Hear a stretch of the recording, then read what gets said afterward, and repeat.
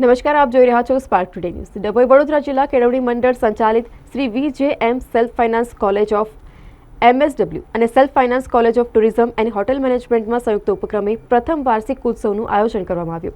આ પ્રસંગે મુખ્ય મહેમાન તરીકે સંસ્થાના પ્રમુખ શશિકાંતભાઈ પટેલ, ઠાકોરભાઈ પટેલ, મંત્રી મુકેશભાઈ વી વસાઈ, વાલા સહમંત્રી તેમજ MSWના આચાર્ય હેમાક્ષી અને હોટેલ મેનેજમેન્ટ કોલેજના આચાર્ય રોહિત સર ખાસ ઉપસ્થિત રહ્યા હતા। કોલેજના વિદ્યાર્થીઓ દ્વારા વિવિધ પ્રકારની 20 કૃતિઓ કે જેમાં ડાન્સ, ફોક સિંગિંગ, નૃત્ય, એકપત્રી અભિનય સહિતની રજૂ કરી હતી। આ પ્રસંગે મહાનુભાવો દ્વારા પ્રથમ વાર્ષિકોત્સવ નિમિત્તે શુભેચ્છા પાઠવવામાં આવી। વિદ્યાર્થીઓના આનંદ અને ઉત્સાહ જોવા મળ્યો તો પ્રસંગે કોલેજના અધ્યાપકો સહિત મોટી સંખ્યામાં વિદ્યાર્થીઓ હાજર રહ્યા હતા।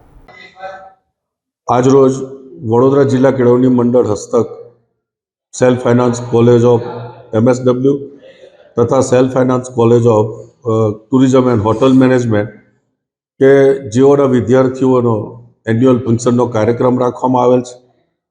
વડોદરા જિલ્લા કેળવણી મંડળ હસ્તક ઘણી બધી સેલ્ફ ફાઇનાન્સ કોલેજ આવેલી છે અને વિદ્યાર્થીઓનો પણ અભૂતપૂર્વ અહીંયા ધસારો છે। સારું એવું શિક્ષણ અહીંયા આપવામાં આવે છે।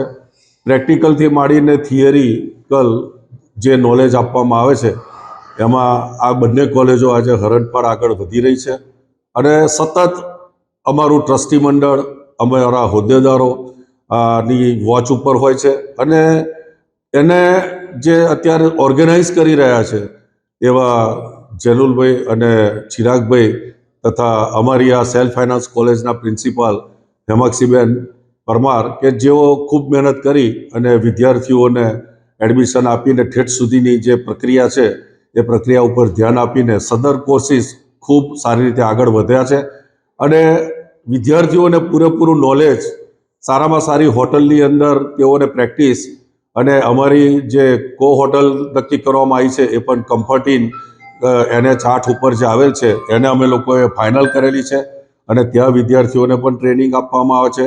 અહીંયા પણ અદ્યતન કિચન બનાવવામાં આવ્યું છે। આ કોલેજની અંદર જે અદ્યતન કિચન બનાવવામાં આવ્યું છે ત્યાં પણ એની પ્રેક્ટિસ કરવામાં આવે છે।